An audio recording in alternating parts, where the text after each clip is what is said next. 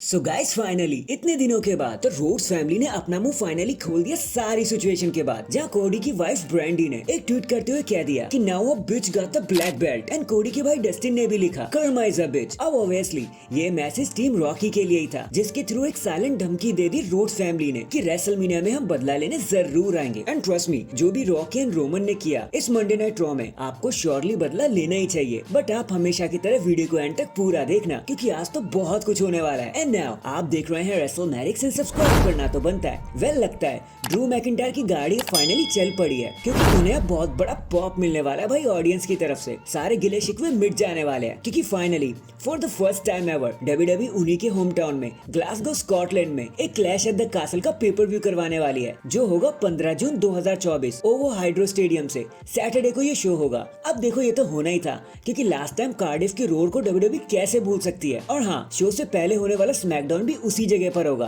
तो congratulations Drew McIntyre, घर वापसी का समय हो गया है। नेक्स्ट रेसलमेनिया 40 के दोनों ही मेन इवेंट्स को हम भली बात ही जान चुके हैं, but what about the opening matches? तो खुद डब्ल्यूडब्ल्यूई ने इसको रिवील कर दिया है, साइलेंटली ही सही लेकिन कर दिया है। और वो सोच रहे हैं कि दोनों नाइट्स का आगाज चैंपियनशिप मैच से किया जाए, क्योंकि नाइट 1 का किक ऑफ करने आएंगे Rhea Ripley and Becky Lynch for the women's championship के लिए, एंड नाइट 2 का किक ऑफ करने आएंगे Seth Rollins versus Drew McIntyre, जो होगा वर्ल्ड हेवीवेट चैंपियनशिप के लिए। वैसे मैचेस की क्वालिटी तो देखो अभी तक पता नहीं, लेकिन स्टार पावर और ये सब चीजें सुन के भाई बड़ा मजा आ गया। #WrestleMania on fire. इसके बाद जब हमें पता चला कि चैट गेबल जिस अप्रोच की बात कर रहे थे वो है एक रिडिकुलस अल्फा अकेडमी वाला सीन, तो भाई सैमी ज़ेन को उनके साथ ट्रेनिंग करने के लिए भेज दिया। एंड कसम से बहुत सी ऑडियंस का तो दिल ही टूट गया चीज को देखकर, मजाक ही बना दिया। देखो कसम से हम जानते हैं डब्ल्यूडब्ल्यूई ने ये सिर्फ इसलिए किया ताकि चैट गेबल एरा को जस्टिफिकेशन मिल सके, क्योंकि लोग तो नाराज हो गए थे ना कि सैमी ज़ेन क्यों जीत गए। चैट गेबल को जीत कर लड़ना चाहिए था गंथर से WrestleMania for the intercontinental championship. बस उसी को जस्टिफाई करने के लिए डब्ल्यूडब्ल्यूई ने स्टेप ले लिया। लेकिन ये जो भी हुआ है,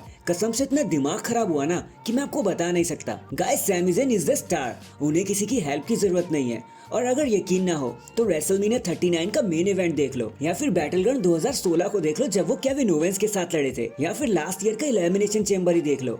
अब ये जो हुआ है ना, इससे तो सैमी ज़ेन कमजोरी दिखाई दे रहे हैं कि भाई उनको लड़ने के लिए भी किसी की जरूरत पड़ रही है। तो #somebody save Sammy। डब्ल्यूडब्ल्यूई तो उन्हें ठीक से बुक भी नहीं कर रही, बल्कि खुद ही में बहुत सारा पोटेंशियल लेके चलते हैं सैमी ज़ेन। लेकिन अब जो है सो है भाई, हम क्या कर सकते हैं। Then last Monday Night Raw से हमें बहुत सारी चीजें जानने को मिली बैक स्टेज सेगमेंट के थ्रू, जहां हमें पता चलता है कि रोमन रेंस पॉल हेमन को इंडक्ट करेंगे एंड द रॉक अपनी ग्रैंड मदर को इंडक्ट करेंगे हॉल ऑफ फेम सेरेमनी के लिए। फिर हमें ड्रू मैकिंटायर देखने को मिलते हैं, जो एक कैस्केट को बंद करते हैं और कहते हैं कि पंक हमेशा से फेलियर रहा, वो यूएफसी में भी जाकर फेल हुआ और यहाँ डब्ल्यूडब्ल्यूई में आकर भी फेल हो गया। पहले ही मैच में अपना हाथ तुड़वा लिया, भूल जाओ सीएम पंक को। लेकिन अभी भी एक बंदा बाकी है। तुम जैरेड लीटो को ऐसा जोकर तो जानते ही होंगे, बहुत सारी पर्सनैलिटीज लेकर चलता है वो, बट वैसा ही कुछ हमारा सेथ रॉलिंस भी है। लेकिन जो दर्द उसे मिलने वाला है ना, उसे सेथ रॉलिंस डिजर्व करता है, क्योंकि उसने मुझसे ये दर्द मांगा है, मुझसे डिमांड करी है, और मैं उन्हें भर भर के दर्द देने वाला हूँ, सफरिंग्स देने वाला हूँ। एंड एट रेसलमेनिया मैं उसे हमेशा के लिए खत्म कर दूंगा और उसकी वर्ल्ड चैंपियनशिप अपने हाथों में ले लूंगा। एंड इन दी एंड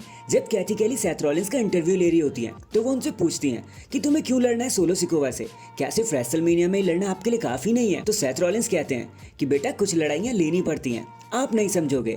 जिसके बाद वो जा रहे होते हैं तो उन्हें ड्रू मैकिंटायर रास्ते में मिलते हैं। सेथ रॉलिंस उनका मजाक बनाते हुए कहते हैं कि भाई तुम अब तक नहीं मरे, तो ड्रू कहते हैं कि नहीं अभी तक तो नहीं।